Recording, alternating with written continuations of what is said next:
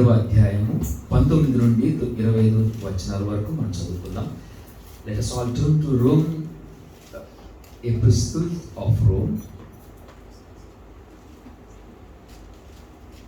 7, Romans chapter 7 verses 19 to 25. Okay. రోమీయులకు రాసిన పత్రిక 7వ అధ్యాయము 19 నుంచి 25 వచనాల వరకు. నేను చేయగోరు మేలు చేయక చేయగోరని కీడు చేయుచున్నాను. నేను కోరని దానిని చేసిన ఎడల దానిని చేయునది నాయందు నివసించు పాపమే గాని ఇకను నేను కాదు. కాబట్టి మేలు చేయగోరు నాకు కీడు చేయుట కలుగుచున్నదను ఒక నియమము నాకు కనబడుచున్నది. అంతరంగ పురుషుని బట్టి దేవుని ధర్మశాస్త్రమునందు నేను ఆనందించుచున్నాను గాని వేరొక నియమము నా అవయవములలో ఉన్నట్టు నాకు కనబడుచున్నది. అది నా మనస్సు నందున్న ధర్మశాస్త్రముతో పోరాడుచు నా అవయములలో నున్న పాప విషయమునకు నన్ను చెరపట్టి లోపరుచుకొనుచున్నది. అయ్యో, నేనెంత దౌర్భాగ్యుడను! ఇట్టి మరణమునకు లోనగు శరీరము నుండి నన్నెవడు విడిపించును? మన ప్రభువైన యేసుక్రీస్తు ద్వారా దేవునికి కృతజ్ఞతాస్తుతులు చెల్లించుచున్నాను. కాగా మనస్సు విషయములో నేను దైవ నియమమునకును శరీర విషయములో పాప నియమమునకు దాసుడనై ఉన్నాను. దేవుడు తన పరిశుద్ధ వాక్యం మన ఇంటిలో దీవించుగాక. ప్రేమ స్వరూపైన మా తండ్రి, ఈ సమయంలో కూడా ప్రభా ఈ యొక్క వాక్య భాగంలో నాయన ప్రభా మేము ధ్యానించుకోవచ్చుండగా మీ యొక్క ఆలోచన మాకు దయచేయడం, మీ యొక్క ఉద్దేశములు మాకు తెలియజేయండి. మీ యొక్క మార్గములో, మీ యొక్క సన్మార్గములో నడిచేటువంటి రీతిగా మమ్ములను నడిపించుకున్నాడు కొంచున్నాం. అవును స్వామి, శరీర విషయములు మరి ఏ విధముగా పాపములకు లోనై ఉంటున్నావో నైనా ప్రభా, ఆత్మ విషయములు నైనా ప్రభా మిమ్మును బట్టి నైనా ప్రభా మా యొక్క జీవితాలు అలైన్మెంట్ చేసుకుంటూ మీ కొరకు నైనా జీవించేటువంటి భాగ్యాన్ని మాకు దయచేసి నడిపించున్నాము. ఆత్మీయ విషయంలో మేము బలపడుతూ ప్రతిరోజు మీకు చేరువుగా ఉండటానికి మీరు సాయం చేయండి. ఆత్మదేవుడా, మా ఆత్మల కాపరి, ఈ సమయం ముందు మీరే ప్రభు కావాల్సినటువంటి ఆహారమును, ఆత్మీయ ఆహారమును మాకు దయచేసి మీలో పెంపొందులు నాయన ప్రభా, మేము మీలో అధికముగా పెంపొందుటకు మీరు సహాయం చేసి నడిపించమని యేసయ్య అతి శ్రేష్టమైన నామమున మిక్కిలి వినయంగా వేడుకుంటున్నాం తండ్రి. ఆమేన్, ఆమేన్. దేవునికి స్తోత్రం కలుగును గాక. ఈ యొక్క వాక్య భాగాన్ని మనం చూసినట్లయితే ఏం అర్థమవుతుంది? కొన్నిసార్లు మనమందరం మంచి వాళ్ళమే అనమాట, అంతే కదండి. అందరం మంచివాళ్ళు, ఎవరు భూలోకంలో చెడ్డవారు లేరు. కానీ ఇక్కడ ఒక మాట ఫస్ట్ 19వ వచనంలో చూస్తున్నాం. నేను చేయగోరు మేలు చేయక చేయగోరని కీడు చేయుచున్నాను అనేటువంటి మాటను మనం చూసినట్లయితే అపోస్తలుడైనటువంటి పౌలు రాసినటువంటి ఈ యొక్క మాటలో ఆయన మరి దేవుని యొక్క బిడ్డగా మారిపోయాడు. అంటే అంతకుముందు ఎలా ఉన్నాడు? దేవుని బిడ్డల్ని హింసించేటువంటి వాడుగా ఉన్నాడు అనమాట. ఆయన ఏంటి అనుకుంటున్నాడు?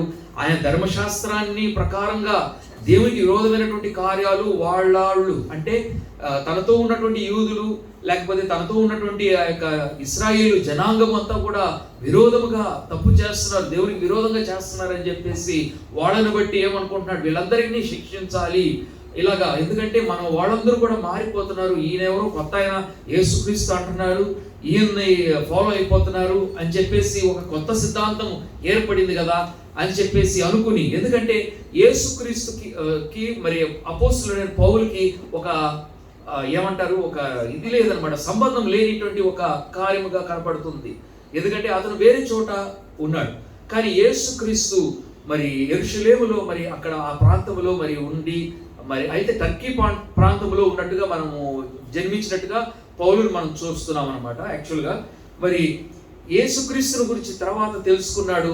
తర్వాత మనం చూడవచ్చు యేసుక్రీస్తు ఎలాగైతే పౌలుతో మాట్లాడాడు, ఆయన సంధించాడు. దారిలో వెళ్తుండగా, దమస్కు మార్గంలో వెళ్తుండగా సౌలుని సంధించాడు. అంతకుముందు సౌలుగా ఉన్నటువంటి పౌలు మరి దేవుణ్ణి ఎప్పుడైతే తెలుసుకున్నాడో అప్పుడు ఏమవుతుందంటే దేవుని యొక్క బిడ్డలని దేవుని యొక్క సన్మార్గాన్ని తెలుసుకున్నాడు. కాబట్టి అప్పటి నుండి దేవుని యొక్క విషయములో, దేవుని యొక్క వాక్యములో బలపడినటువంటి విషయాన్ని మనం చూస్తున్నాం. కాబట్టి నేను చేయగోరు మేలు చేయక చేయగోరని కీడు చేయుచున్నానంటే మరి దేవుని యొక్క బిడ్డలు మరి దేవుని యొక్క సన్మార్గంలో నడిచేటువంటి పౌలు విషయంలోనే మరి ఏ విధంగా దారి తప్పి మరి పాపం చేస్తున్నాడో తన్ను తాను హంట్ అవుతున్నాడు అనమాట. అంటే ఆ యొక్క పాపం అనేది తనను గుచ్చుకుంటుంది అనమాట. ఏదైనా ఒక తప్పు చేశాడంటే ఇమీడియట్గా అది సెన్సిటివ్గా తనకి తెలుస్తుంది అనమాట. కాబట్టి మన యొక్క జీవితాల్లో కూడా ఏదైనా ఒక తప్పు చేసామంటే ఇమీడియట్గా దేవుడు మనకి ఏం చేస్తాడు, ఒక కరెక్షన్ అనేది చేస్తున్నాడు. ఇక్కడ కూడా మనం ఈరోజు చూడొచ్చు ఈ యొక్క topic, freedom from sin, not freedom to sin. అంటే దేవుడు ఒక పాపము నుండి మనకు విడుదలను అనుగ్రహించాడు, కానీ మనము పాపమును చేసేటువంటి ఆ యొక్క ఫ్రీడమ్ను దేవుడు మనకు ఇవ్వలేదన్నమాట. అంటే పాపము నుండి విడుదల ఇచ్చాడు, కానీ పాపము చేసేటువంటి విడుదల మనకు అనుగ్రహించలేదు. కాబట్టి మనం చేసేటువంటి తప్పు నేరము ఏదైనప్పటికీ కూడా దాన్ని ఏం చేయాలి, ఇమీడియట్గా సరి చేసుకునేటువంటి వారంగా ఉండాలి. కాబట్టి ఈ యొక్క వాక్య భాగంలో దేవుని యొక్క కార్యాలు మనం చూద్దాము. మరి తండ్రి అయినటువంటి దేవుని మనం చూసినట్లయితే ఆయన ఆలోచనకర్త, ప్రతి ఒక్కటి కూడా జరిగించినటువంటి దేవుడిగా మనం చూస్తున్నాం. అంటే మొదటగా మనం చూసినట్లయితే మనము మన రూపములో మానవుని చేద్దామన్నప్పుడు అక్కడ మనకి మిగతా వ్యక్తులు ఎవరనేది మనకి బైబిల్లో స్పష్టంగా తెలియకపోయినప్పటికీ తర్వాత మనం తెలుసుకునేటువంటి విషయాలు ఏంటంటే ఆయన త్రిత్వమైనటువంటి దేవుడిగా ఉన్నాడు. ఎలా త్రిత్వం అంటే మనము తండ్రి అయినటువంటి దేవుడు, కుమారుడైన యేసుక్రీస్తు, మరి పరిశుద్ధాత్ముడైనటువంటి దేవుడి ఆత్మ, వీరు ముగ్గురు కలిసినటువంటి ఆ యొక్క విషయాన్ని మనం చూస్తున్నాం అనమాట. ఆ విధంగా తండ్రి అయినటువంటి దేవుని యొక్క ఆలోచన ఒక సగభాగం అయితే మిగతా రెండు భాగాలు, అంటే ఒక సర్కిల్ చూసుకోండి, సర్కిల్లో ఒక సగం వేసుకుని గీత, దానిలో ఆలోచన అనేది పైన మీరు పెట్టుకున్నారనుకోండి, ఆ యొక్క ఆలోచనే దేవుడు, సమస్తానికి దేవుడు ఒక ఆలోచనకర్తగా ఉన్నాడు. మరి మిగతా సగాల్లో రెండు భాగాలు చేస్తే ఒక సగం మనం చూసినట్లయితే మనం యేసుక్రీస్తు ఆయనను మనము పెట్టుకోవచ్చు. మరి మూడో విషయంగా మనం చూసినట్లయితే పరిశుద్ధాత్మ దేవుని యొక్క కార్యాలు మనం చూడొచ్చు. తండ్రి అయినటువంటి దేవుని యొక్క ఆలోచన అయితే మరి యేసుక్రీస్తు ఏమై ఉన్నాడు, ఆయన మాటగా ఉన్నాడు అనమాట. So he's a spoken word అనమాట. అందుకోసమే వాక్యము శరీరధారి అయి మన మధ్యకు వచ్చినటువంటి ఆ యొక్క విషయాన్ని చూస్తున్నాడు. దేవుడు తన యొక్క కుమారుడైన యేసుక్రీస్తు ద్వారా ఒక శరీరముగా మనకు మందు ఆయన కనపడుతున్నాడు అనమాట. కాబట్టి ఆయన ద్వారా మనం ఎలాగైతే మాటలు మాట్లాడుతున్నామో అలాగ ఆయన మాటను మాట్లాడుతున్నాడు. కాకపోతే ఆయన తండ్రి అయినటువంటి దేవునితో ఉండి ప్రతి ఒక్కటి జరిగించినటువంటి విషయాన్ని మనము చూడవచ్చు. అది కాకుండా మరి మూడో విషయాన్ని మనం చూసినట్లయితే ఆత్మదేవుడు ఏ కార్యాలు జరిగించి మరి మన యొక్క జీవితాల్లో మనకు సహాయం చేస్తున్నాడో మనం చూస్తున్నాం. అందువలనే మనకు ఆదరణకర్త అయినటువంటి దేవుణ్ణి మనకు అనుగ్రహించాడు, పరిశుద్ధాత్మ దేవుడు. కాబట్టి మూడు పాళల్లో తండ్రి అయిన దేవుడు మరి మహిమపరచబడటానికి మనకు మరి కుమారుడైనటువంటి యేసుక్రీస్తు అనుగ్రహింపబడ్డాడు. అదేవిధంగా ఆదరణకర్త అయినటువంటి పరిశుద్ధాత్మ దేవుడు అనుగ్రహింపబడ్డాడు. ఈరోజు ఈ ముగ్గురిని బట్టి మనము దేవునికి స్తోత్రం చెల్లిస్తున్నాము. మన యొక్క ప్రాణాత్మ శరీరాలు, మన దేహమును కూడా మనం చూసినట్లయితే మనకు కనబడుతున్నటువంటి ఈ బాహమైనటువంటి శరీరాన్ని మనం చూసుకుంటున్నాము. కానీ అంతరంగములో ఉన్నటువంటి మన ఆత్మ దేవుడు చేత దేవుని యొక్క ఆత్మ దీపముగా ఉన్నది అనమాట. మనం చనిపోయిన తర్వాత మన ప్రాణము మనలో నుండి వెళ్ళిపోయిన తర్వాత ఈ యొక్క ఆత్మ దేవుని దగ్గరికి వెళ్ళి చేరుతుందనమాట. ఆ విధంగా ఈ యొక్క ఆత్మ దేవుని దగ్గర చేరేటప్పుడు మన యొక్క క్రియలు, ఈ యొక్క శరీరంలో మనం చేసినటువంటి క్రియలన్నిటికీ కావాల్సినటువంటి ప్రతిఫలాన్ని దాన్ని మనం పొందుకుంటాం. మంచి వాటిని చేసిన వారు మంచి కార్యాలకి ఆయన మనం తీసుకెళ్లేటువంటి దేవుడుగా ఉన్నాడు. మరి చెడు కార్యాలు చేసినటువంటి వారికి మరొక స్థలాన్ని దేవుడు నియమించినటువంటి విషయాన్ని చూస్తున్నాం. కానీ మనం ఇక్కడ చదువుతున్నటువంటి ఈ యొక్క భాగంలో ఏమిటి వ్యత్యాసము, ఒక తేడా అనేది అంటే మనము దేవుని యొక్క మార్గం తెలుసుకున్నాం, దేవునికి ఇష్టమైనటువంటి మార్గం ఏదో తెలుసుకుని దాని ప్రకారంగా చేయాలనుకుంటున్నాం. కానీ చేయాల్సినటువంటి పనిలో మనము కొంత ఏం చేస్తున్నామంటే దేవునికి అయిష్టమైనటువంటి కార్యాలు చేస్తున్నట్టుగా మనం చూస్తున్నాం. అంటే నేను చేయగోరు మేలు చేయక చేయగోరుని కీడు చేయుచున్నాను అనేటువంటి మాట, అంటే మనల్ని మనము సరి చేసుకునేటువంటి ఒక మార్గాన్ని దేవుడు ఇస్తున్నప్పుడు, దాని నుండి మనం వైదొలుగుతున్నప్పుడు దేవుడు దానికి ఏం చేస్తున్నాడు, ఒక చిన్న పాస్ ఇస్తున్నాడు అనమాట. ఒక చిన్న మనము ఇప్పుడు ఈ మధ్య కొంచెం నోటిఫికేషన్స్ మనము సెల్ ఫోన్ పెట్టుకుంటాము. ఆ సెల్ ఫోన్లో ఏదైనా ఒక మెసేజ్ వచ్చింది అనుకోండి, ఏం చేస్తాం, వెంబడే ఒక చిన్న సౌండ్ వినపడుతుంది అనమాట. సౌండ్ వినపడుతుంది అని, లేకపోతే ఒక వైబ్రేషన్ అనేది అన్న మనకి తెలుస్తుంది. అప్పుడు మనం ఇమీడియట్గా ఓహో నాకు ఏదో మెసేజ్ వచ్చిందని మనం దాన్ని చూస్తాం అనమాట. లేకపోతే అంతవరకు కూడా మనం ఏం చేస్తాము, పట్టించుకోమన్నమాట దాన్ని. అలాగా మనం కొన్నిసార్లు మనం తప్పు చేస్తున్నప్పుడు ఇమ్మీడియట్గా దేవుడు హెచ్చరిస్తాడు అనమాట. ఏంటి ఆ హెచ్చరిక అంటే, మనము పాపం నుండి సన్మార్గం నుండి పాపంలోనికి మనము కాలు పెడుతున్నాం అని తెలుసుకున్నప్పుడు ఇమ్మీడియట్గా మనము సరి చేసుకోవాల్సినటువంటి వారంగా ఉన్నాం. కాబట్టి ఎందుకు ఇలాంటి పాపం చేస్తున్నామంటే దానికి కారణం ఏంటంటే, ఇక్కడ చెప్తున్నటువంటి ఆ వాక్యం భాగంలో చూద్దాము. నేను కోరని దానిని చేసిన ఎడల దానిని చేయునది నాయందు నివసించుచున్న పాపమే కానీ ఇకను నేను కాదు. అంటే చేయాల్సింది ఏదో మనము మంచి చేయాలనుకుంటున్నాం కానీ పాపం చేస్తున్నాము. స్టిల్ ఇక్కడ మనకి దానికి ప్రశ్నకు కావాల్సినటువంటి జవాబు రాలా. ఇంకా కొంచెం ముందుకు వెళ్దాం. కాబట్టి మేలు చేయగోరు నాకు కీడు చేయుట కలుగుచున్నదను ఒక నియమము నాకు కనబడుచున్నది. కాబట్టి మేలు ఏదో చేయాలి, కీడు చేస్తున్నానే అని చెప్పి ఒక పల్సింగ్ ఉంటుంది. కాబట్టి ఆ మేలు ఏమిటి, ఆ కీడు అనేటువంటిది ఏమిటి అన్నప్పుడు మనం చూద్దాం. అంతరంగ పురుషుని అంటే 7:22లో అంతరంగ పురుషుని బట్టి దేవుని ధర్మశాస్త్రమునందు నేను ఆనందించుచున్నాను కానీ. చూడండి, ఇక్కడ ఒక చిన్న డీవియేషన్ అనేది కనపడుతుంది. ఎవరంట సంతోషంగా ఉన్నారు? ఆత్మ సంతోషంగా ఉంది. లోపల ఉన్నటువంటి ఆ సోల్ ఈజ్ సో హ్యాపీ. దేని విషయంగా? ధర్మశాస్త్రాన్ని బట్టి నేను ఆనందిస్తున్నాను. అంటే సన్మార్గంలో నడిచేటువంటి మార్గాలు మనకి ఇవ్వబడ్డాయి. ఒక గోల్డెన్ రూల్ అనేది మనకి ఇవ్వబడింది. మనము దేవుని దగ్గరికి వెళ్ళడానికి కావాల్సినటువంటి మార్గాలన్నీ కూడా మనకి ఏం చేశారు, ఏర్పాటు చేశారు. ఇప్పుడు ఒక బిజీ అయినటువంటి రోడ్డు ఉందనుకోండి, ఆ రోడ్లో మీరు ప్రయాణం చేయాలంటే మరి మీరు వెళ్ళాల్సినటువంటి సమయానికి మీరు వెళ్ళాలంటే ఏమవ్వాలి? ఆ రోడ్డు మొత్తం క్లియర్ కావాలి కదా, అంతే కదా. మినిస్టర్స్ కూడా వాళ్ళు చాలా ఇంపార్టెంట్ పని మీద వెళ్తుంటారు. ఆ రోడ్ అంతా మరి కిక్కిరిసిపోయి ఉంటుందన్నమాట. అలాంటప్పుడు ఎలా వెళ్ళగలరు? ఇమ్మీడియట్గా మన కోసం పోలీసు వాళ్ళు ఉంటారు. వాళ్ళు ఏం చేస్తారు, ఇమ్మీడియట్గా దారిని క్లియర్ చేసి మనకి వెళ్ళడానికి దారి క్లియర్ చేస్తారనమాట. ఆ విధంగా మన జీవితంలో మనకి ఉన్నటువంటి మన యొక్క మార్గంలో ఏవైతే క్లియరెన్స్ చేయాలో వాటన్నిటిని దేవుని యొక్క దూతలు మనకు ముందుగా వెళ్ళి వారు క్లియర్ చేస్తారు. ఎందుకంటే దేవుని యొక్క వాక్యము అపోస్తల కార్యము 12వ అధ్యాయము 7వ వచనాన్ని కూడా ఒకసారి చూద్దాము. మరి చివరిగా మర్చిపోకుండా ఒక్కసారి ఇక్కడ చెప్తున్నాను. అపోస్తల కార్యము 12వ అధ్యాయము 7వ వచనాన్ని మనం చూద్దాం. ఇదిగో ప్రభు దూత అతని దగ్గర నిలిచెను, అతడుండిన గదిలో వెలుగు ప్రకాశించెను. దూత పేతురు ప్రక్కను తట్టి త్వరగా లెమ్మని చెప్పి అతని లేపగా సంకెళ్ళు అతని చేతుల నుండి ఊడిపడెను. ఈ యొక్క మాట మనం చూసినప్పుడు ప్రభు యొక్క దూత ఎవరితో ఉన్నాడు? పేతురుతో ఉన్నాడు. ప్రభు దూత ఉన్నాడు. కానీ మనం స్ట్రైకింగ్ ఎగ్జాంపుల్ ఏం చూడాలంటే, అక్కడ ముఖ్యముగా అక్కడ వెలుగు గదిలో ఏం ప్రవేశించింది? వెలుగు ప్రకాశించింది. అలాగా మన జీవితాల్లో మనతో పాటు దేవుడు ఏం చేస్తున్నాడు? దూతల్ని ఆయన అనుగ్రహిస్తున్నాడు. ఆ దూతలు మనతోనే ఉన్నారు. కానీ మనకి ఏం కావాలా? వెలుగు అనేది మన యొక్క జీవితాల్లో కావాలి. ఆ యొక్క వెలుగు మనకి ప్రసారం చేయబడినప్పుడు ఏమవుతుందంటే మనకు ఒక మార్గము తెరవబడుతుంది. మన యొక్క జీవితాల్లో కూడా మనము కట్టబడినటువంటి ఒక పరిస్థితిలో మనకి దేవుడు ఏం అనుగ్రహించాలంటే తన యొక్క వెలుగును మనకు అనుగ్రహించాలన్నమాట. మనకి ప్రతి ఒక్కటి మనకు కనబడుతుంది. కానీ ఒక వెలుగు అనేది మనకి కనబడినప్పుడు ఏమవుతుందంటే then we can transcend into that అనమాట. దాని ద్వారా మనం వెళ్ళగలము. కాబట్టి దేవుడు అనుగ్రహించేటువంటి ఆ యొక్క వెలుగు మార్గాన్ని మనం కలిగినట్లయితే మనకున్నటువంటి సంకెళ్ళు, మన చుట్టూతో ఆవరింపబడినటువంటి ప్రతి చీకటి అంధకార శక్తులు ప్రతి ఒక్కటి కూడా విడిపింపబడతాయి.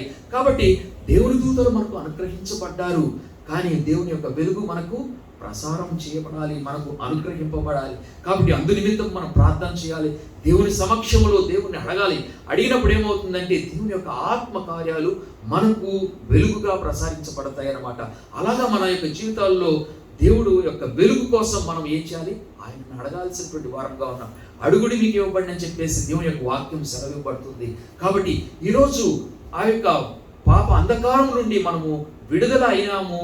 కానీ ఆ యొక్క విడుదల నుంచి వెలుగును ప్రసారించడానికి దేవుడు మనకు సహాయం చేసేటట్టుగా దేవుని యొక్క వెలుగు కోసం మనము దేవుని యందు అడుగుదాం.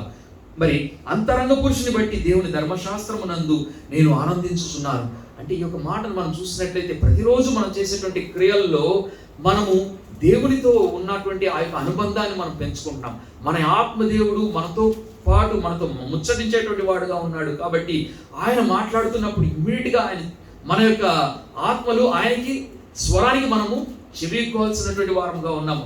అలాగ మనము ఎప్పుడైతే మనము చెవి ఎగ్గుతామో ఏమవుతుంది, మనల్ని మనము పరీక్షించుకునేటువంటి వారంగా ఉంటాం. అందుకోసమే ప్రభు యొక్క బలలో కూడా మనము పాలు పొందుదలు పొందేటప్పుడు ఏమనుకుంటాం, మనము ఎగ్జామిన్ చేసుకునేటువంటి వారంగా ఉంటాం. మళ్ళీ మనం పరిశీలన చేసుకుంటాం. నీకు అయిష్టమైనటువంటి మార్గాలు ఏదైనా ఉంటే వాటి నుండి నన్ను తప్పించు ప్రభువా అని చెప్పి మనం ఎప్పుడైతే అడుగుతామో అప్పుడు ఏమవుతుంది, దేవుడు మనకు మరలా ఒక సత్సంబంధాన్ని దేవుడు మనకు అనుగ్రహిస్తాడు. కాబట్టి అంతరంగముందు ఉన్నటువంటి పురుషుడు దేవునితో ఐక్యమై ఉన్నాడు. మరి ఇంకా ఏది మనకి లోటుపాటుగా ఉందంటే మనం ముందుకు వెళ్ళి చూద్దాం. వేరొక నియమము నా అవయములలో ఉన్నట్టు నాకు కనబడుచున్నది, అది నా మనస్సునందున్న ధర్మశాస్త్రముతో పోరాడుచు నా అవయములలో నున్న పాప నియమమునకు నన్ను చెరపట్టి లోపరుచుకొనుచున్నది. హల్లెలూయా. అలాగా మన జీవితాల్లో మన ఆత్మ దేవునితో కావాల్సినటువంటి ఒక సంబంధం కలిగినటువంటి కార్యముగా చూస్తున్నాము. మరి ఏది మనల్ని చెరబడుతుంది, ఏది మనల్ని తీసుకెళ్ళి చెరబడుతుంది అంటే మన యొక్క ఆలోచన, మన యొక్క ప్రవర్తన, ఇవన్నీ కూడా మరి పాప భూయిష్టమైనటువంటి కార్యాల నిమిత్తం మనము ఆలోచన చేస్తున్నట్లయితే దేవునికి, శరీరానికి మరి దేవునికి ఒక డిఫరెన్స్ అంటే ఒక డివిజన్ అనేది ఏర్పడుతున్నట్టు విషయాన్ని చూస్తున్నాము. కాబట్టి ఏది పోరాడుచున్నది, మనం ఇక్కడ చూస్తున్నాము ధర్మశాస్త్రముతో పోరాడుచున్నది అంటే ఏది, మనస్సు. మన మనస్సు అనుకున్నటువంటి విషయాలు ఒకటిగా ఉన్నట్లయితే దేవుని యొక్క ఆలోచన ఒకటి చెప్తుంది. అప్పుడు మనస్సులో ఒక పోరాటం ఏర్పడుతుంది అన్నమాట. మనసే ఒక కేంద్రీకృతంగా ఉన్నది. మనం కళ్ళతో చూస్తున్నాము, మన చేతులతో మనం చేస్తున్నాము, కానీ వీటన్నిటికి కూడా మనకి ఏది ఇంపార్టెంట్ అంటే బ్రెయిన్ ఈజ్ వెరీ ఇంపార్టెంట్ అనమాట. బ్రెయిన్లో మనం ఆలోచించే విషయం అన్నీ కూడా అక్కడే పుడతాయి అన్నమాట. కాబట్టి అక్కడ పుడుతున్నప్పటికీ మనకి ఈ యొక్క మాట, మనం తండ్రి అయినటువంటి దేవుని ఏమంటున్నాము, ఒక ఆలోచనగా మనం తీసుకున్నాం కదా. మొత్తం ఆ యొక్క ఒక పెద్ద రౌండ్లో మనము తండ్రి అయినటువంటి దేవుడిని ఆత్మగా ఆయన్ని ఒక ఆలోచనకర్తగా మనం ఆయన్ని పెట్టుకుని ఉన్నాము. తర్వాత మన కుమారుడైనటువంటి యేసు ప్రభువుని, పరిశుద్ధాత్మ దేవుణ్ణి మనము కింద మనము ఉంచుకున్నాం. వారు ఆదరణ కలిగించేటువంటి వారు అనమాట. అలాగా తండ్రి అయినటువంటి దేవుని యొక్క ఆలోచన విషయంలో మనకి ఆలోచన, మన మనస్సులో ఏర్పడేటువంటి ఆలోచనలన్నీ కూడా ఎలా ఉంటాయి అంటే తండ్రి అయినటువంటి దేవునితో కావాలనేటువంటి ఆ సంబంధం కావాలని చెప్పేసి మన ఆత్మలు అంటే ఎవరైతే దేవుని అంగీకరించారో వారందరం దేవుని యొక్క పిల్లలము కాబట్టి దేవుని యొక్క ఆలోచన మనకు ఇవ్వబడుతుంది. అలా నడవాలని చెప్పేసి ఆలోచిస్తుంటాం.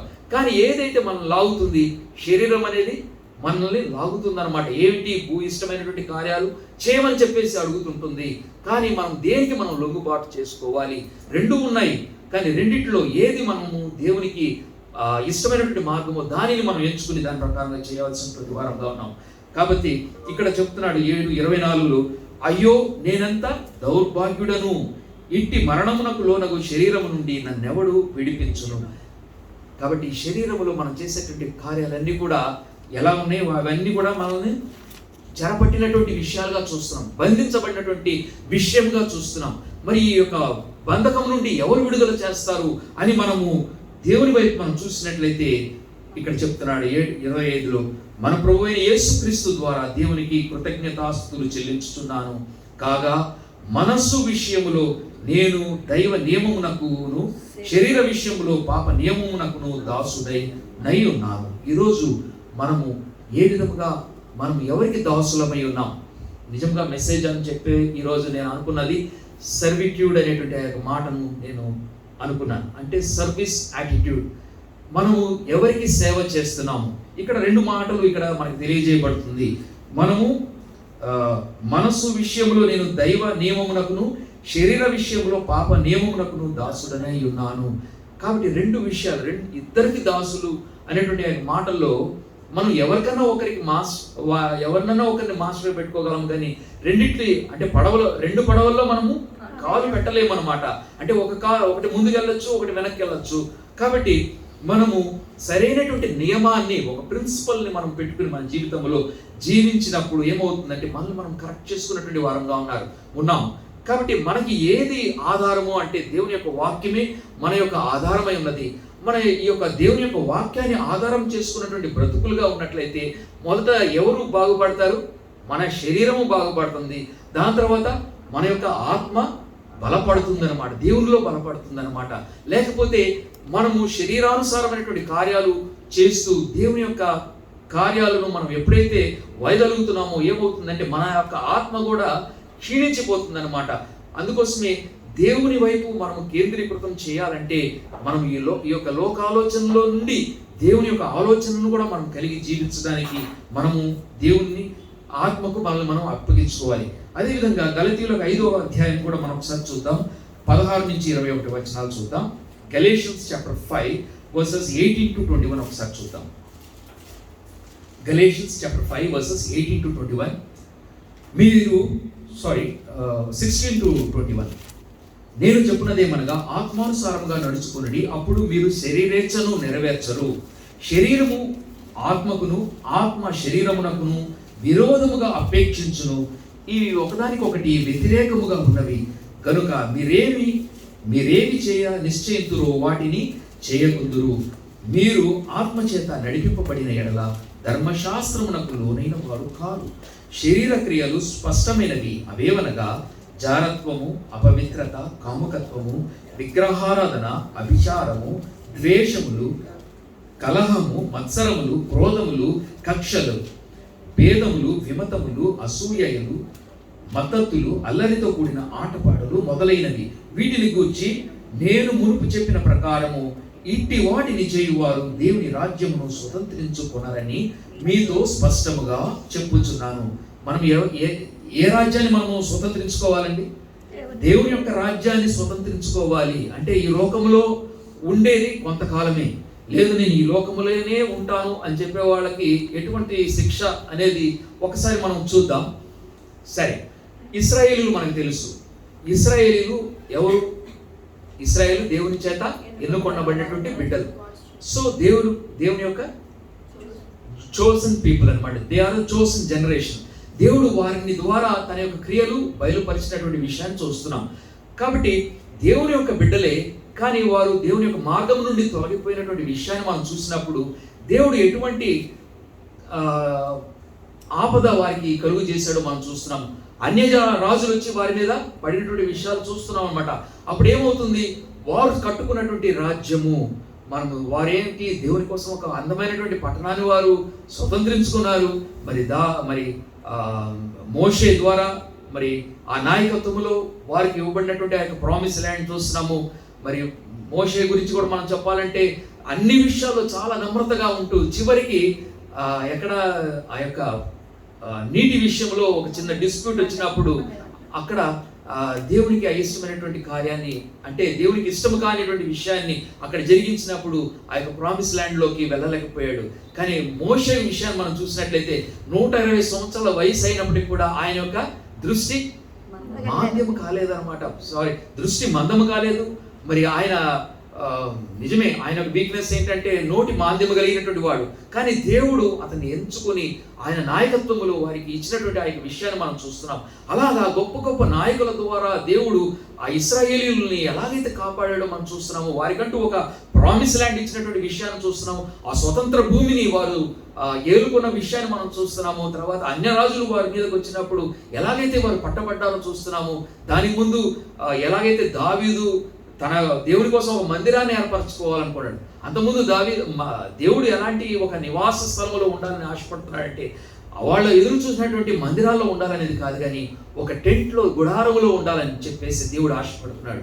ఎందుకు టెంట్లో ఉండాలని ఆశపడుతున్నాడంటే దేవుని ప్రజలతో వెళ్ళాలని చెప్పేసి, ఆయనను బంధించాలనేటువంటి మార్గంలో ఆయన ఇష్టపడలేదు. కానీ ఎవరి ఆలోచన అది? ఆఖరికి దావీదు యొక్క ఆలోచన ఏంటంటే దేవుని కోసం ఒక మందిరం, శ్రేష్టమైనటువంటి మందిరాన్ని కట్టాలనుకున్నాడు. అది తప్పు కాదు. కానీ దేవుడు ఆలోచించింది ఒకటి, మనిషి ఆలోచించింది ఒకటి. కానీ దావీదు అడిగినటువంటి విషయాన్ని దేవుడు గౌరవపరిచి వారికి ఏం చేస్తున్నాడు? ఒక మందిరాన్ని ఇస్తున్నాడు. వారందరూ ఒక ప్రెస్టీజ్గా ఫీల్ అయ్యారు. దేవుడు మరి సొలొమోను ద్వారా మరి మంచి ఒక ఆలయాన్ని వారికి నియమించినటువంటి విషయాన్ని చూస్తున్నాము.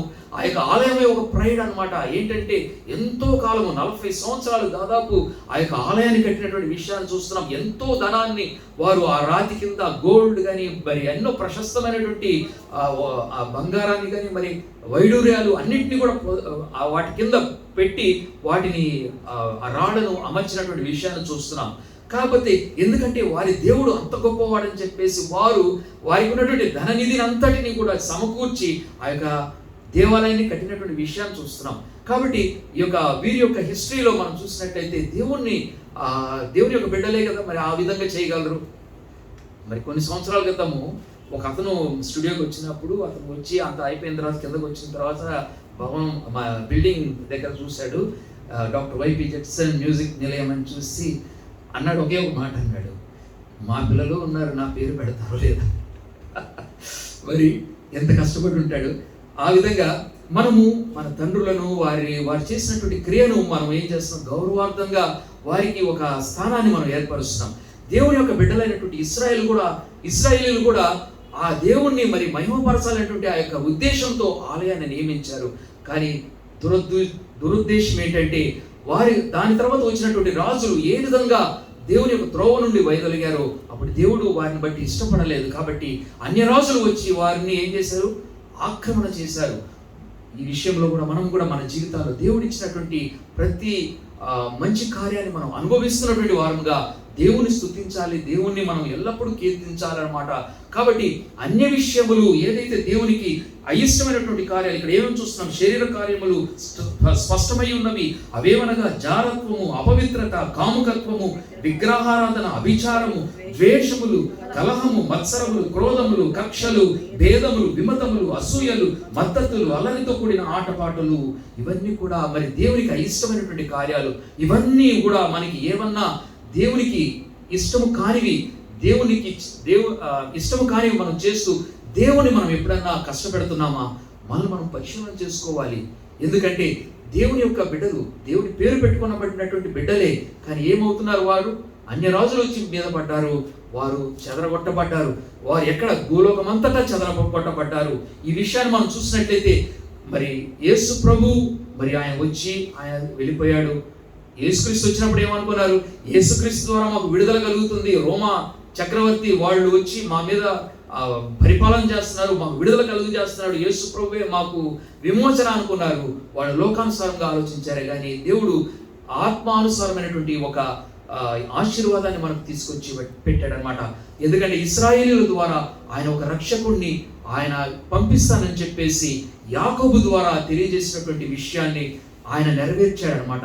యాకోబు యోసెఫ్ కుమారులు ఆయన ముందుకు వచ్చినప్పుడు, యోసెఫ్ కుమారులు మనష్షే, ఎఫ్రాయిము వీరు వచ్చినప్పుడు ఏం చేస్తున్నాడు, ఆయన చేతులు మార్చిపెట్టి వారిని దీవిస్తున్నాడు. అంటే అన్ని జనులని లోపలికి తీసుకుంటున్నాడు. తీసుకుని వచ్చి యేసుక్రీస్తు ద్వారా వారికి ఏమవుతుంది, వారికి ఒక విమోచన కలగాలనేటువంటి ఆ యొక్క ప్రవచనాన్ని అక్కడ నెరవేర్చినటువంటి విషయాన్ని మనం చూస్తున్నాం. మనము అన్యజనులైనటువంటి వారముగా ఉన్నప్పటికీ దేవుని యొక్క సంరక్షణ, దేవుడు యేసు ప్రభువు ద్వారా మనకి ఇచ్చినటువంటి విమోచనను ఈరోజు మనము సంతరించుకుంటున్నాం. వీఆర్ ఎక్స్పీరియన్సింగ్ దట్ అన్నమాట. కాబట్టి వీటిని కలిగినటువంటి మన జీవితాల్లో ఒక పరివర్తన కావాలి. We need to examine our cells. ప్రతిరోజు కూడా దేవుని మార్గంలో నడుస్తున్నామా అనేటువంటి ఆ యొక్క ఆలోచన మనకు కలిగినప్పుడు ఏమవుతుందంటే దేవుని యొక్క మాట ప్రకారంగా నడుస్తాము.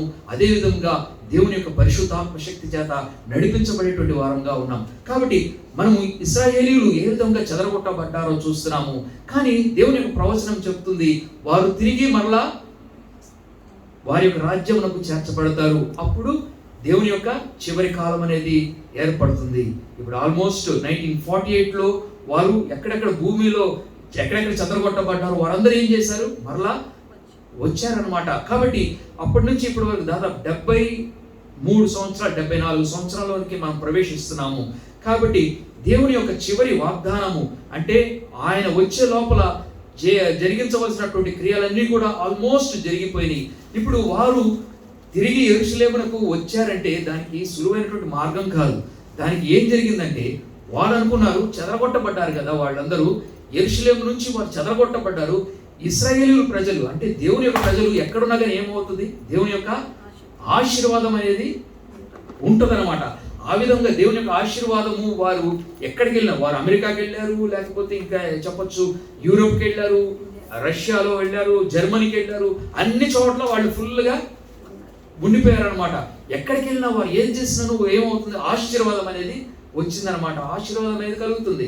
కాబట్టి ఆశీర్వాదం కలిగినటువంటి బిడ్డలు మరలా వారి దేశానికి రావాలంటే వారి ఆస్తులన్నింటినీ వదులుకుని వస్తారా చెప్పండి?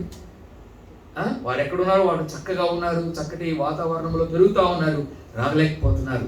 కాబట్టి 1918లో ఏం జరిగిందంటే ఈ యొక్క ఇంగ్లాండ్ వారే ఈ యొక్క యెరూషలేమును వారు కైవసం చేసుకున్నారనమాట. వారి చేతిలో ఉందన్నమాట. సో అక్కడ ఉన్నటువంటి ఒక వైస్ మ్యాన్ అనేటువంటి ఆయన ఏం చేశాడంటే, ఇంగ్లాండ్ వాళ్ళు ఒక వరల్డ్ వార్ 1లో ఒక చిన్న ప్రాబ్లం జరిగింది.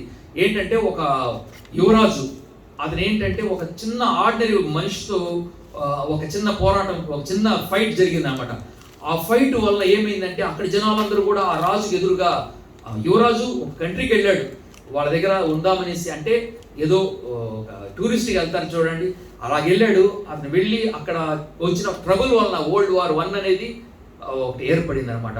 సో అలాగా జరిగేటప్పుడు ఏమైందంటే ఈ ఇంగ్లాండ్ వాళ్ళకి జర్మన్ వాళ్ళకి ఒక పెద్ద పోరాటం జరుగుతుంది. జర్మన్ వాళ్ళకి పోలాండ్ వారికి జర్మన్ వారికి యుద్ధం జరుగుతున్నప్పుడు ఇంగ్లాండ్ వాళ్ళు ఏం చేస్తారంటే పోలాండ్ వాళ్ళకి సహాయం చేస్తున్నారు.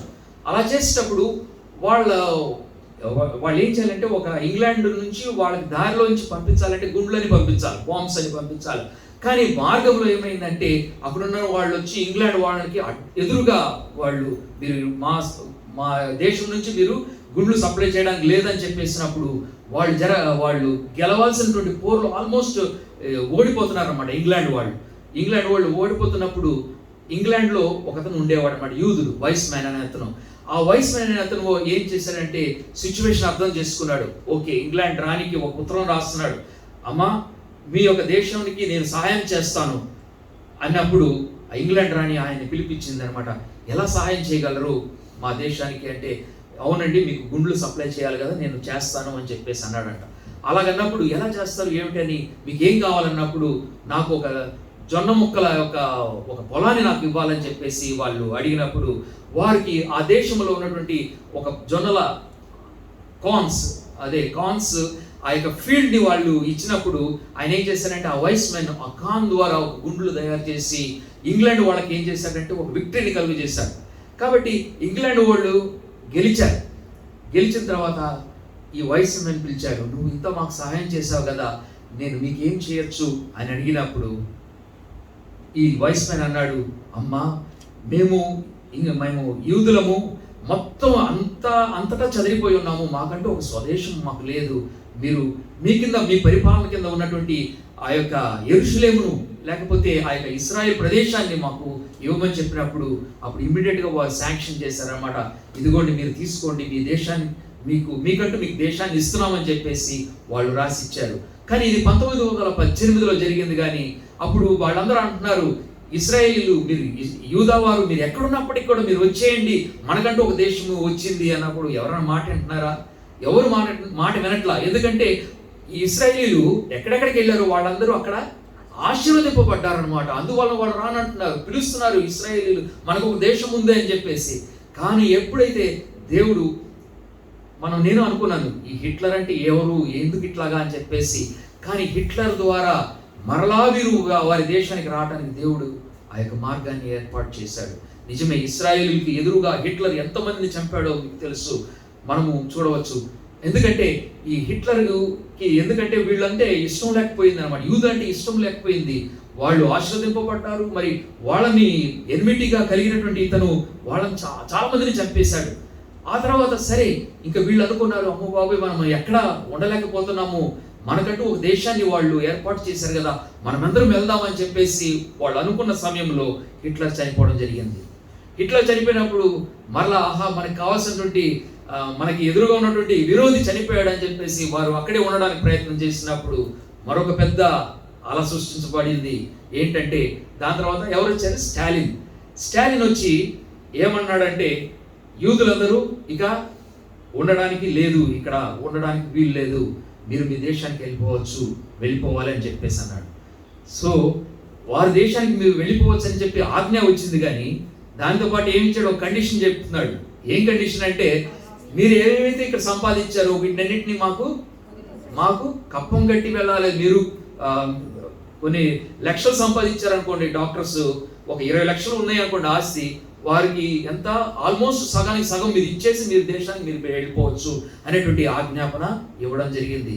కాబట్టి ఇశ్రాయేలీలు అనుకున్నారు, ఏంటి మనకంటూ దేవుడు మనకు నియమించినటువంటి స్థలం మనకి ఉంది కదా, మనం వెళ్ళకుండా ఇక్కడ ఆగిపోయామే అని చెప్పేసి వాళ్ళు ఏం చేస్తున్నారంటే, వాళ్ళకున్నటువంటి ఆస్తి ప్రతి ఒక్కటి కూడా వదిలిపెట్టేసి యెరూషలేముకి రావాల్సినటువంటి పరిస్థితి. కాబట్టి దేవుడు ఏ విధంగా తన యొక్క బిడ్డను రాబెట్టుకున్నాడో మనం చూస్తున్నాం. కానీ కొన్నిసార్లు మన యొక్క జీవితాల్లో ఎక్కడో ఒక పరిస్థితిలో మనము నొక్కబడినటువంటి వారంగా ఉన్నాము, లేకపోతే మనం కష్టాల్లో మనము కూరుకుపోతున్నామంటే దానికి కారణం ఏంటంటే, దేవుడు మనకు ఒక పాఠాన్ని చెప్పాలని ఆలోచిస్తున్నాడు. ఒకవేళ ఈ లోకానుసారమైనటువంటి దుఃఖ సాగరములో మనము కష్టపడుతూ ఏంటి ప్రభు అని అనుకుంటున్నాం, కానీ దేవునికి కావాల్సింది మన యొక్క ఆత్మ కానీ మన యొక్క శరీరము కాదు. కాబట్టి ఈ యొక్క శరీరమును మనము ఏం చేయాలా, లొంగపరుచుకోవాల్సినటువంటి వారముగా ఉన్నాము. కానీ మన యొక్క జీవితాలు కూడా ప్రతి ఒక్కటి కూడా దేవునికి ఆత్మానుసారమైనటువంటివిగా కనపడుతూ ఉండాలి. మనము ఈ యొక్క మాటను కూడా మీతో చెప్తాను. ఆ యొక్క తండ్రి ఉన్నాడు కదండి, తప్పిపోయిన కుమారుడు 2 కుమారులను కలిగి ఉన్నాడు. తప్పిపోయిన వాని యొక్క తండ్రి ఈ 2 కుమారులు. అందులో ఒక బిడ్డకి ఏమో తన యొక్క ఆస్తి ఆల్మోస్ట్ ఇద్దరికి సమానంగా ఉండింది. తర్వాత ఆ చిన్న కుమారుడు ఏమంటున్నాడు, నాకు కావాల్సిన ఆస్తిని నాకు ఇవ్వమంటున్నాడు. కానీ ఆయన తండ్రి ఏమంటున్నాడు, ఏమని అన్నాడా చెప్పండి, ఏదైనా రాశారా? లేదు కదా. తండ్రి ఏం చేస్తున్నాడు, ఇమ్మీడియట్గా ఇచ్చేశాడు. అంటే ఎందుకని తండ్రి ఆ మాట చెప్పలేదు, నువ్వు వెళ్తే నువ్వు చెడిపోతావు అని ఎందుకు మాట చెప్పలేకపోయాడు తండ్రి? దేవుని స్తోత్రం, తిరిగి వస్తాడనేటువంటి నమ్మకము తండ్రికి ఉందంటున్నారు. నిజమే కదా. కాబట్టి దేవుడు మనకి ప్రతి ఒక్కటి అనుగ్రహించాడు. కొన్ని విషయాలు ఈ మాటను కూడా మనం చెప్పుకోవచ్చు. ఆ తండ్రి ఆ కుమారుడు ఎప్పుడైతే ఆస్తిని అంతటిని పోగొట్టుకుంటాడో మరలా నా వైపు చూస్తాడనేటువంటి ఆలోచన, ఆ వైఖరి కలిగి ఉంటాడు అని చెప్పి ఆ యొక్క ఆస్తిని ఇవ్వడం జరిగింది. కానీ తన యొక్క తండ్రి ఆ యొక్క కుమారుని కోసం ఎదురు చూస్తున్నటువంటి ఆ యొక్క విషయాన్ని చూసినట్లయితే ప్రతిరోజు చూస్తున్నాడేమో కానీ ప్రతిరోజు ఆ కుమారుడు కనపడతాడని చెప్పేసి ఎంతో దూరంగా చూస్తూ ఉన్నాడు. మరి ఆ బైబిల్ వాక్యంలో కూడా రాయబడింది, ఎక్కడో దూరంగా ఉన్నటువంటి కుమారుని చూసి పరిగెత్తుకుని వెళ్ళాడు. అది తండ్రి యొక్క ప్రేమ. ఈరోజు దేవుడు మన యొక్క ఆస్తిని లేకపోతే మనకున్నటువంటి గౌరవాలని వాటిని కాదు ఆయన చూసేది, మనలో దేవుని యొక్క ఆత్మ మనలో ఉంది కాబట్టి ఆ బీజము కొరకు మనం ఎదురు చూస్తున్నాడు. కాబట్టి దేవుని యొక్క బీజమైనటువంటి మన యొక్క ఆత్మలను దేవుని యొక్క సంప్రాప్తిలో లేకపోతే ఆయన యొక్క సంరక్షణలో మనం ఎప్పుడైతే నడిపిస్తామో అప్పుడు ఏం చేస్తాము, శరీరము ఆత్మకును ఆత్మ శరీరమునకును విరోధముగా అపేక్షించును, ఇవి ఒకదానికొకటి వ్యతిరేకంగా ఉన్నవి కనుక మీరేమి చేయ నిశ్చయింతురు వాటిని చేయకుందురు. కాబట్టి మన యొక్క ఆలోచన, మన ప్రవర్తన అంతా కూడా దేవునితో, దేవుని యొక్క మార్గాలు వాటిని ఆలోచిస్తున్నాం. కానీ లోకానుసారమైనటువంటి యొక్క శరీరము మనల్ని పాపంలోనికి నెడుతూ ఉన్నది. కానీ మనము దేవుని వైపు తిరగాలని చెప్పేసి దేవుని యొక్క ఆలోచనగా ఉంది. ఈరోజు మనం ఏ వైపున మన యొక్క జీవితాలు సాధిస్తున్నాం, మనం దేవుని వైపు మనము జీవితాలను సాధిస్తున్నట్లయితే అప్పుడు ఏమవుతుందంటే, పాపము నియమం నుండి దేవుడు మనల్ని తప్పించి ఆయన అంటే sin brought death into the world and death shall carry sin out of the world. కాబట్టి మనము ఈ యొక్క మరణం అనేది మన యొక్క పాపం వలన వచ్చే జీతము మరణం అని రాయబడి ఉన్నది. కానీ మరణాంతరము ఏమిటి అనేది మనం ఆలోచించినట్లయితే దేవుని యొక్క మార్గము అక్కడ మనకు కనపడుతుంది అనమాట. శాశ్వతమైనటువంటి దేవుని యొక్క మార్గాన్ని మనం వెతికినటువంటి వారంగా ఉన్నట్లయితే మన యొక్క పాపాలను మనము మొదటగా దేవునికి ఒప్పుకోవాల్సినటువంటి వారంగా ఉన్నాము. కాబట్టి మన యొక్క పాపాలను మనం ఎప్పుడైతే ఒప్పుకుంటామో దేవుని యొక్క కుమారులుగా మనము మరలా స్వీకరించబడతాము. కాబట్టి మనం ప్రతిరోజు రెన్యూ చేసుకోవాలనుకుంటా మన యొక్క జీవితాలు. అది మాత్రమే కాకుండా we have to repent for our sins, అంటే మన యొక్క పాపం నిమిత్తమైనటువంటి ప్రాయశ్చిత్తాన్ని మనము కోరుకోవాల్సినటువంటి వారంగా ఉన్నాము. కాబట్టి అలాగ మనం కోరుకున్నప్పుడు మనకు పాపము నుండి ఒక విడుదలను దేవుడు అనుగ్రహిస్తాడు. ఈరోజు మన యొక్క దేశానికి స్వాతంత్ర దినోత్సవమే. కాకపోతే మనము ఎంతమంది కష్టపడ్డారు, ఎంతమంది నాయకులు వారి కృషి చేస్తుంటే ఈరోజు మనకి యొక్క స్వాతంత్రం మనకి కలిగింది. వారిని అందుకోసమే కొన్నిసార్లు వారి కోసము వారి యొక్క జీవితాలని వారు పణయపెట్టారు. ఆ విధంగా మనం చూసినట్లయితే యేసు ప్రభు కోసం ప్రభువు కూడా మన కోసం తన యొక్క ప్రాణాన్ని పణయపెట్టినటువంటి విషయాన్ని మనం చూస్తున్నాం. కాబట్టి గాస్పుల్ అంటే దేవుని సువార్త అనేది మనకి అమూల్యమైనది. అంటే అది కూడా మనకి స్వేచ్ఛగా ఫ్రీడంగా ఇవ్వబడింది. దానికి కావాల్సినటువంటి మూల్యాన్ని ఎవరు చెల్లించారు? యేసు ప్రభు చెల్లించాడు. కాబట్టి ఆయన రక్తము ద్వారా మనకి ఏమవుతుంది? పాప విమోచన అనేది మనకు కలుగుతుంది. ఆ విధంగా మనము దేవుని యొక్క రక్తము ద్వారా కొనబడినటువంటి మన యొక్క జీవితాలు ఈరోజు దేవునికి అర్పింపబడినటువంటిగా జీవితాలుగా మనం చూసినట్లయితే దేవుడు మనల్ని నిత్యమైనటువంటి వెలుగులోనికి మనం నడిపిస్తాడు. ఆ విధముగా దేవుని యొక్క వెలుగు చేత మనము పట్టబడాలి. ఇంతకు కూడా మనం చదువుకున్నాము రోమీయులకు రాసినటువంటి పత్రిక 12వ అధ్యాయం 7వ వచనంలో, ఇదిగో ప్రభు దూత అతని దగ్గర నిలిచెను, అతడు ఉండిన గదిలో వెలుగు ప్రకాశించెను. దూత పేతురు ప్రక్కను తట్టి త్వరగా లెమ్మని చెప్పి అతని లేపగా సంకెళ్ళు అతని చేతుల నుండి ఊడిపడెను. దేవుని యొక్క బిడ్డలంగా మనం ఒకవేళ మనము పట్టబడినటువంటి వారంగా ఉన్నట్లయితే, అఫ్కోర్స్ పేతురు ఆ చెరసాలలో బంధింపబడ్డాడు. కానీ మనము ఒకవేళ ఎటువంటి లోక పాపముల చేత మనం కట్టబడి ఉన్నామో, దేవుని యొక్క వెలుగు మన మీద ప్రసరింపబడటానికి మనం అడిగినట్లయితే దేవుడు మనకు ఒక విడుదలను అనుగ్రహిస్తాడు. ఎందుకు మనకి విడుదల కావాలంటే ఎప్పటికప్పుడు మనం రెన్యూ చేసుకోవాలి. ఎందుకంటే మన యొక్క శరీరములు, మన యొక్క ప్రాణము మన యొక్క శరీరంలో నుండి ఎప్పుడు వెళ్ళిపోద్దో మనకు తెలియదు. మనము ఎంతకాలం ఉంటామనేది మన నిశ్చయత లేదు. కాబట్టి మనము దేవునితో కావాల్సినటువంటి మంచి సాంగత్యము ఎప్పటికప్పుడు మనం రెన్యూ చేసుకుంటూ ఉండాలన్నమాట. కాబట్టి జీవితకాలం మనకు పొడిగింపు దేవుడు అనుగ్రహిస్తున్నాడంటే దేవుని యొక్క క్రియగా ఉంది, దేవుని యొక్క కృపగా ఉందన్నమాట. కాబట్టి దేవుని యొక్క కృపను బట్టి మనం జీవిస్తున్నటువంటి వారంగా ఉండాలి. మనం దేవుని యొక్క వెలుగులో నడవాలి, దేవుని యొక్క సత్య మార్గంలో నడవాలి. అలా నడిచినప్పుడు మనము దేవుని యొక్క సరైనటువంటి మార్గంలో నడవగలము. ఆ విధంగా మనం పరివర్తన చేసుకుంటూ దేవుని కోసం నిలబడదాం, దేవుని యొక్క సాక్షి బిడ్డలంగా మనం నిలబడదాం. కాబట్టి దేవుడు ఈరోజు మనలను హెచ్చరిస్తూ మన ఆత్మలను మనము సరి చేసుకుంటూ దేవుని కోసం మనము చునపైనప్పుడు దేవుడు మనకు సహాయం చేస్తాడు. దేవుడు ఎన్నో తరుణాలు మన జీవితాల్లో ఇస్తున్నాడు. కొన్నిసార్లు వాటి నుండి మనం పాఠాలు నేర్చుకునేటువంటి వారంగా ఉన్నట్లయితే మంచిది. ఇంకొకసారి మనం తప్పు చేయకుండానట్లు దేవుడు మనకు సహాయం చేస్తాడు.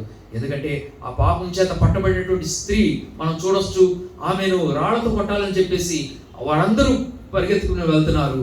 ఆ స్త్రీ పరిగెత్తుకెళ్తుంది, కానీ దేవుని పాదాల దగ్గర పడినప్పుడు ఆమెని దేవుడు రక్షించినటువంటి విషయాన్ని చూస్తున్నాము. మీలో ఎవరైతే పాపం ఉన్నదో వారు మొదట రాయమని చెప్పేసి అన్నాడు దేవుడు. ఆ విధంగా మరి ప్రతి ఒక్కరూ పాపం చేత కట్టబడినటువంటి వారంగానే ఉన్నాము.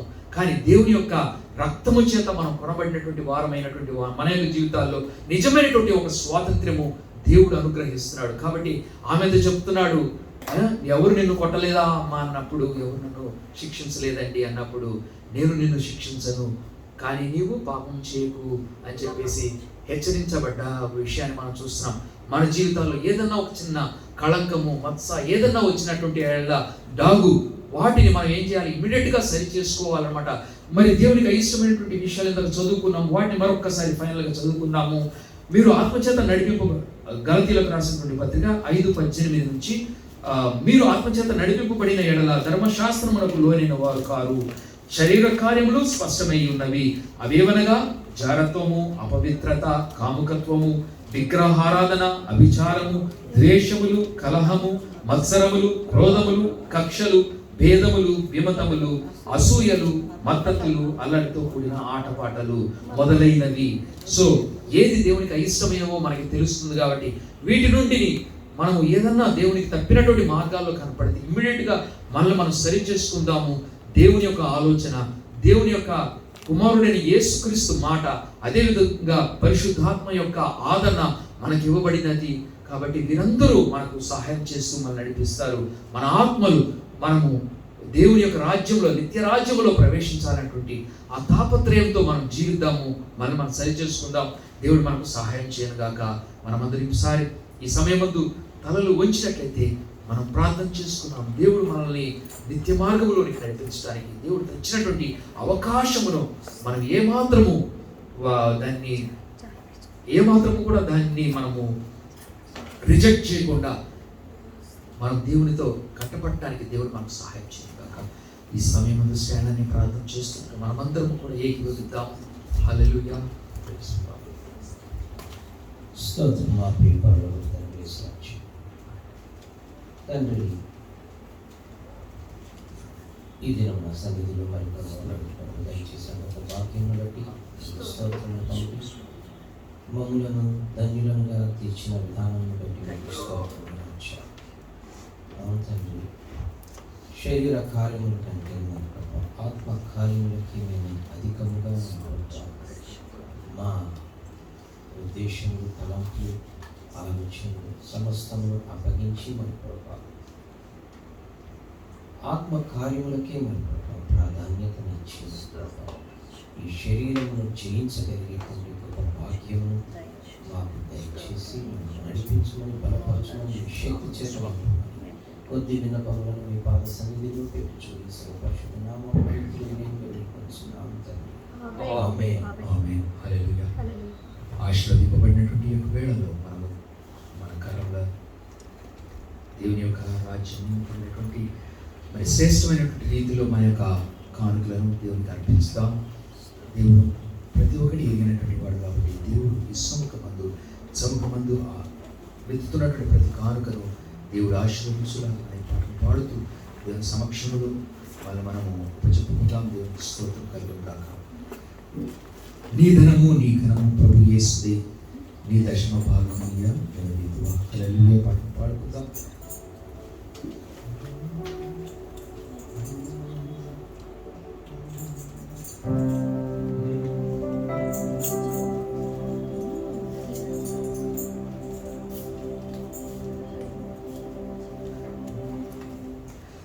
నీ ధనము నీ ఘనము ప్రభు యేసుదే, నీ దశమ భాగము నీయ వెనుదీతువా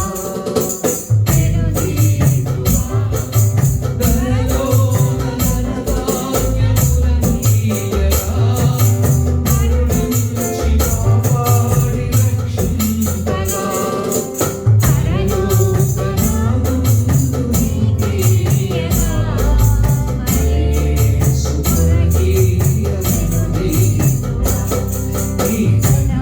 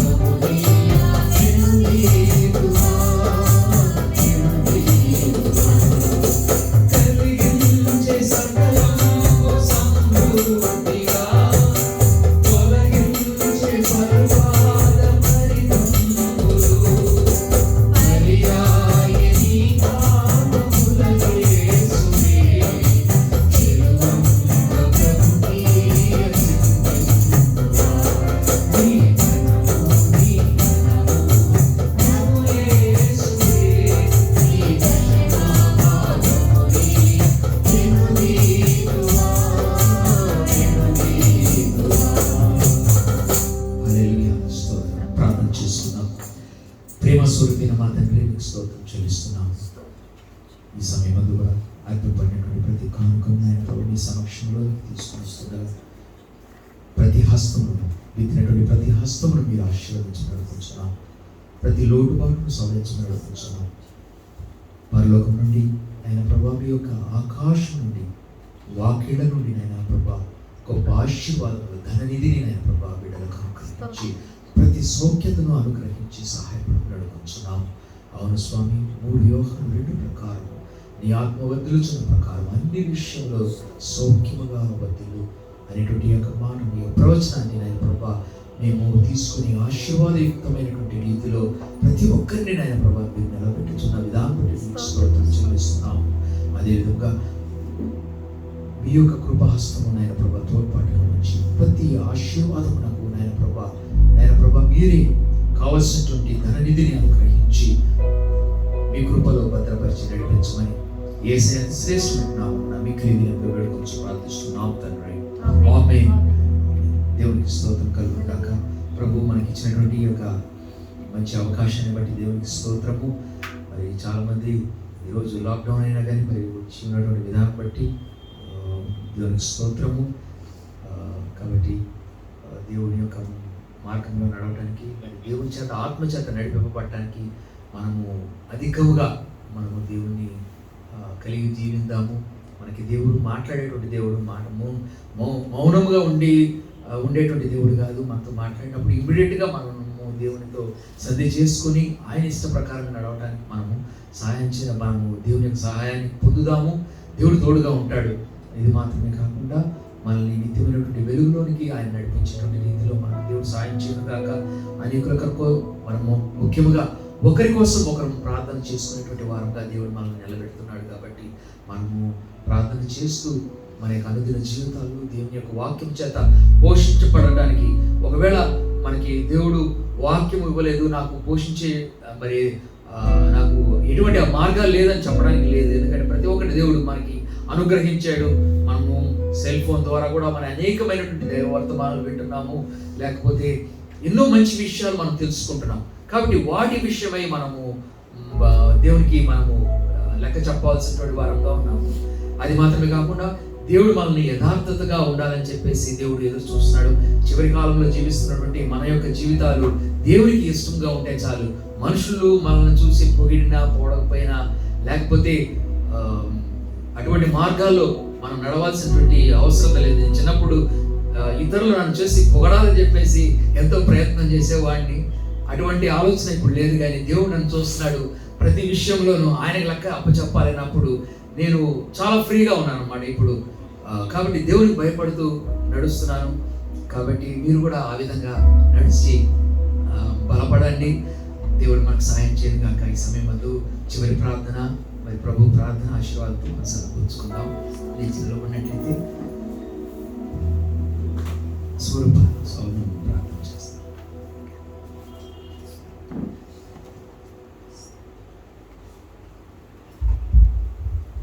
స్తోత్రం రాజా, ప్రేమగల తండ్రి, దయగల రాజా, దేవాలన్న నీ నామకు లెక్కలేని స్తోత్రం చెల్లిస్తున్నాం రాజా. నైనా గత కాలం అంతా మమ్మల్ని కాపాడిన సజీవ లెక్కలు ఉంచి ప్రభు నైనా నిన్ను స్తుతించడానికి, నిన్ను గనపరచడానికి ప్రభు నైనా మాకు ఇచ్చినటువంటి ప్రభు ధన్యతను బట్టి నీకు స్తోత్రం చెల్లిస్తున్నాం రాజా. ఈరోజు వాక్యంలో చెప్పబడిన విధంగా ప్రభు నైనా నిజమే ప్రభ మా శరీరాన్ని, మా ఆత్మని ప్రభు నీ సన్నిధిలో పెట్టుచున్నాం రాజా. శరీర కార్యాలని ప్రభ దేవరాజా ఎదిరించు ప్రభ నైనా మా ఆత్మను బలపరచు రాజా. నీ సన్నిధిలో బలపడే భాగ్యాన్ని మాకు దయచేయమని కోర్చు ప్రార్థిస్తాం రాజా. మా రాజా నీకు అయిష్టమైన కార్యాలు ప్రభ మాలో ఏమన్నా ఉన్నాయంటే ప్రభ వాటిని తీసివేసి ప్రభు నాయన నీలో బలపడటానికి సహాయం దయచేయమని, నువ్వు యథార్థంగా ప్రభు నాయన జీవించమన్నావు కనుక ప్రభు యథార్థంగా రాజా నైనా నిన్ను బట్టి మేము జీవించే భాగ్యాలు దయచేయమని కోర్చు ప్రార్థిస్తున్నాం రాజా. నైనా నిజమే ప్రభు ఈ స్వాతంత్రం నాయన మాకు దయచేసిన దేవానికి స్తోత్రం చెల్లిస్తున్నాం రాజా. నాయన మమ్మల్ని నీ బిడలుగా రాజా రక్షించుకున్నావు. నేను శిలువలో చిందించినటువంటి రక్తాన్ని బట్టి నీకు స్తోత్రం రాజా. ఎవ్వరు ఏమిలేనటువంటి రక్షణను మాకు దయచేశారు రాజా. మమ్మల్ని నేను కొనుక్కున్న విధానాన్ని బట్టి దేవానికి స్తుతులు స్తోత్రాలు చెల్లిస్తున్నాం రాజా. మా ఆత్మల రాజా కాపాడిన దేవానికి స్తోత్రం చెల్లిస్తున్నాం రాజా. మమ్మల్ని ఎన్నుకున్న దేవానికి స్తోత్రం రాజా. అన్ని జన్లమైన మమ్మల్ని ఎన్నుకొని రాజా నీ బిడ్డలుగా పేరు పెట్టి పిలిచిన దేవానికి స్తోత్రం చెల్లిస్తున్నాం రాజా. నాన్న నీకు స్తుతులు స్తోత్రం చెల్లిస్తున్నాం రాజా. ఆరాధన అంతటిని నన్ను జయకరంగా జరిగించిన దేవానికి స్తోత్రం రాజా. ఇక్కడ ఉన్నటువంటి ప్రతి ఒక్క బిడ్డనైనా ఏమేమి అడుగుచున్నదో నన్ను సమస్తం రాజా హృదయ రహస్యాలు తెలిసిన దేవుడు కనుక నన్ను బిడ్డల జీవితంలోనైనా గొప్ప వెలుగును దయచేయం, నన్ను ఆశీర్వాదాలతో నింపుమని కోర్చు ప్రార్థిస్తున్నాను రాజా. అదేవిధంగా లైవ్లో చూస్తున్నటువంటి బిడ్డలు కూడా ప్రభునైనా ఏమేమి అడుగుచున్నారో సమస్తం దయచేయమని కోర్చు ప్రార్థిస్తున్నాం రాజా. నీకు స్తుతులు ప్రభ.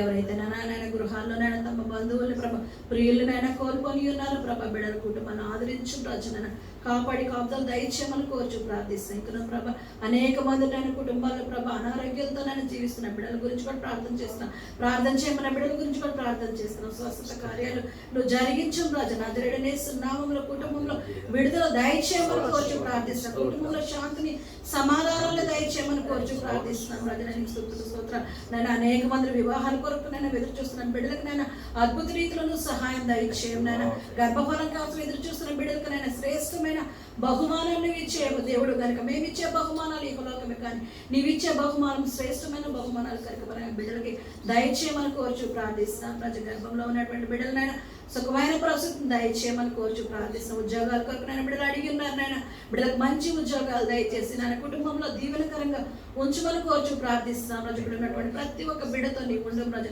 మా సంఘాన్ని మొట్టము దీవించి ఆస్వాదించి నాయన బిడ్డలకు రావాల్సిన దీవెన దయచేయమని చిన్న ప్రార్థన చేసే పరిశుభ్రం నడుచున్నాం తండ్రి. ఆమేన్. ప్రభు ప్రార్థించు. పరలోకమందున మా తండ్రి, నీ నామం పరిశుద్ధపరచబడుగాక, నీ రాజ్యం మాకు వచ్చునుగాక, నీ చిత్తము పరలోకమందు నెరవేర్చున్నట్లు అలాగే భూమి మీద నెరవేరునుగాక. మాకు కావలసిన అనుదిన ఆహారం నేడు మాకు దయచేయండి. మా రుణస్థులకు మేము క్షమించిన ప్రకారం మా రుణము క్షమించండి. ఎందుకంటే రాజ్యం, బలము, శక్తి, మహిమ నిరంతరం నీవైనావు తండ్రి. ఆమేన్. మన తండ్రి అయిన దేవుని ప్రేమ, కుమారుడైన యేసుక్రీస్తు కృప, పరిశుద్ధాత్ముని యొక్క అన్యోన్య సహవాసం ఇక్కడ ఉన్నటువంటి మనకు, అదేవిధంగా లైవ్లో వీక్షిస్తున్నటువంటి ప్రతి ఒక్కరికి వారి గృహంలో మన గృహంలో ఎల్లప్పుడూ తోడే ఉండును గాక. ఆమేన్. ఆమేన్. ఆశీర్వాదంబుల్ మా మీద వర్షింపజేయుమీశా, ఆశతో నమ్మియున్నాము నీ సత్యవాగ్దానము. ఈ మహిమీన కృపరించుము దేవా, రమ్మర ప్రేమ వర్షము కృపరించుము దేవా.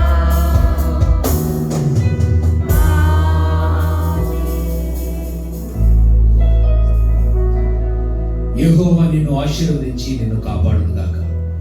యెహోవా నీకు తన సన్నిధిని ప్రకాశింపజేసి నిన్ను కరుణించును గాక. యెహోవా నీ మీద తన సన్నిధి కాంతి ఉదయింపజేసి నీకు సమాధానము కలుగజేయును గాక. ఆమేన్. షాలోమ్.